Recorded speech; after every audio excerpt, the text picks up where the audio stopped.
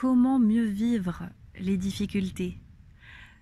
Salut à tous les guerriers pacifiques, c'est Maïlane Ripoche, coach et conférencière. Et avant de rentrer dans le vif du sujet, je vous invite à suivre mon atelier en ligne offert que je vous offre, ma méthode sage pour devenir maître de votre vie et passer d'une vie subie à une vie choisie sans faire de compromis avec qui vous êtes vraiment.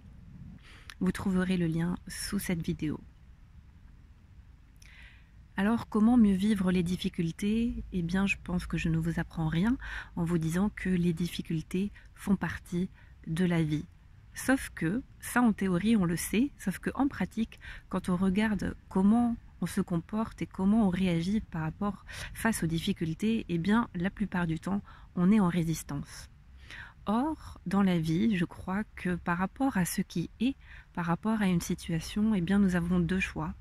Soit d'accepter ce qui est, soit résister. Et quand je dis accepter, c'est pas être résigné, mais l'acceptation, ce n'est pas se dire c'est bien, mais c'est juste se dire c'est là. Et donc, quand une difficulté apparaît dans notre vie, quand elle se présente, moi, en tout cas, j'ai pris le parti de le voir comme un cadeau mal emballé, comme une bénédiction cachée.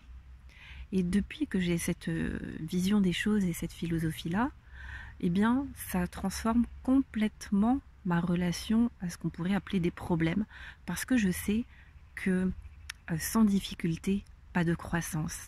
Et d'ailleurs, si on fait le lien avec la crise d'adolescence, c'est quoi une crise d'adolescence? C'est une crise de croissance.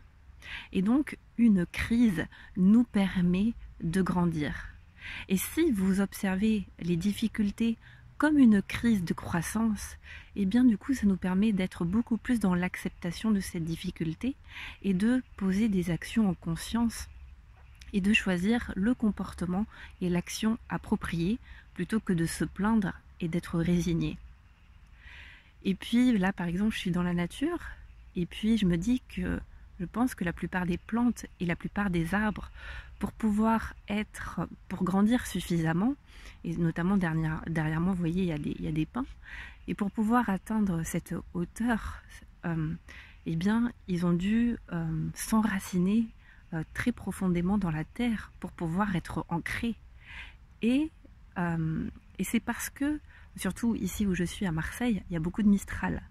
Et donc, c'est parce qu'ils se sont forgés avec le vent, la pluie, bon la neige peut-être pas, mais en tout cas avec les intempéries, avec les conditions climatiques inconfortables, que les plantes peuvent se fortifier, grandir et s'enraciner.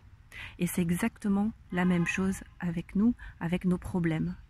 Et donc à chaque fois que vous recevez un coup de vent dans votre vie, un orage, une tempête, ce qui va vous faire tenir, c'est d'être complètement enraciné. Et comment on s'enracine? C'est déjà en travaillant sa confiance en soi, son estime de soi, en vivant le plus possible aussi dans le moment présent, plein de techniques et de méthodes, d'approches que je vais enseigner d'ailleurs dans mon programme Maître de sa vie qui va démarrer le 9 février.